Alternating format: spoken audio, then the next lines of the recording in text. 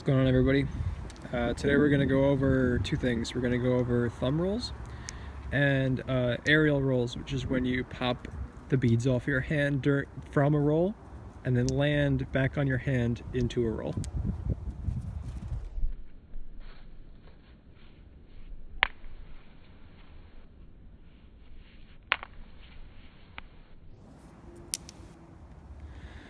Alright, so to start out, we're going to do thumb rolls. The tricky thing with thumb rolls is that you have to move your whole hand out of the way, and you're going to catch back in index middle grip after you roll up over your thumb, which is counterintuitive because usually when we do a roll we start in one grip and go up to another grip, whereas with a thumb roll you're going to land back down in index and middle grip.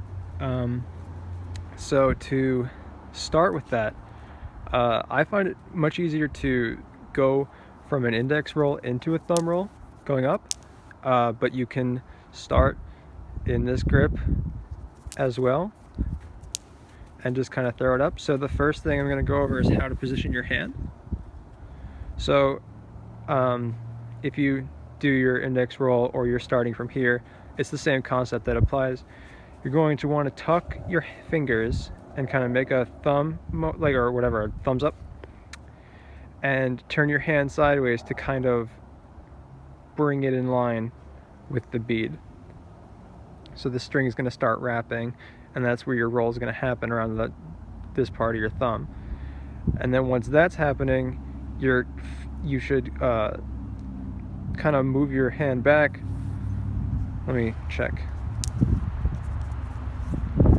So you're going to move your hand back up and kind of put your index finger out a little bit and kind of open a gap here. So like from a perspective like that, you can see your fingers are going to be like that, and you're going to catch the string with your index finger, and that should allow the bead to pop off your thumb and then flop down into the index and middle grip.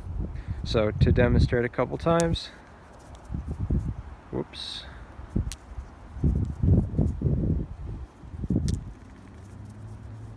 This was a little tricky to do through the camera. So that was a good example. We'll do one more time.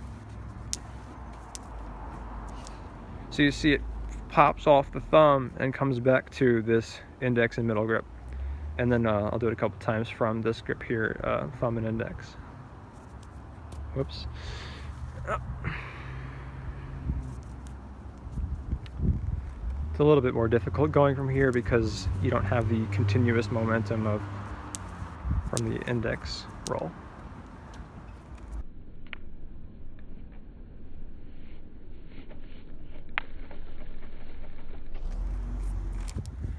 Alright, so now for the downward thumb roll. I'm horrible at downward thumb rolls. I can barely do them, so I'm just going to tell you how to do it and then maybe show you a couple attempts or one where I land it poorly, just so you get the idea.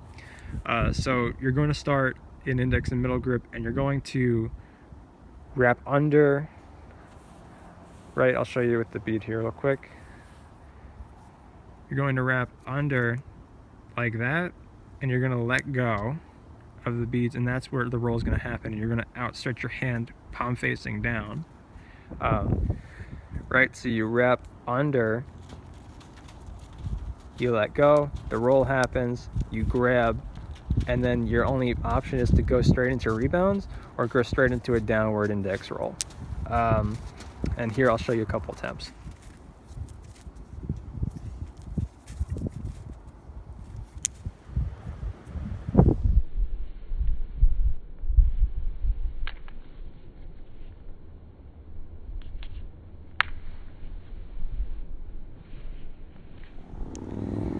Alright, so for aerial rolls, like I said earlier, you're gonna pop the string or the beads off your hand with a roll and then catch back in a roll like that.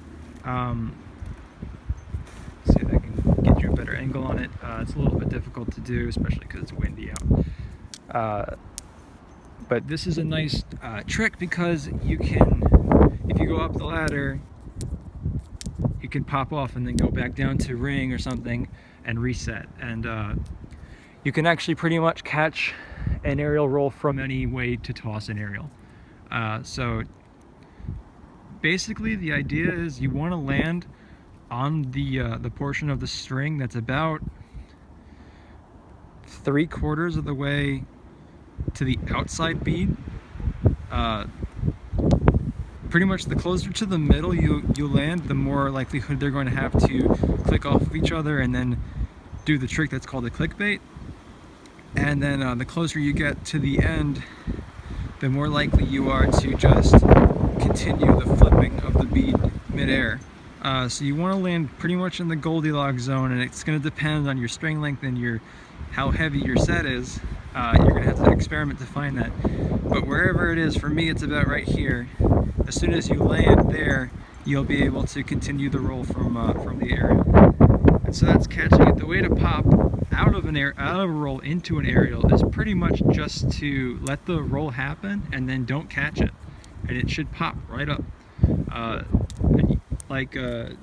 You're gonna want the bead to pop up pretty much as straight as possible for you to be able to catch.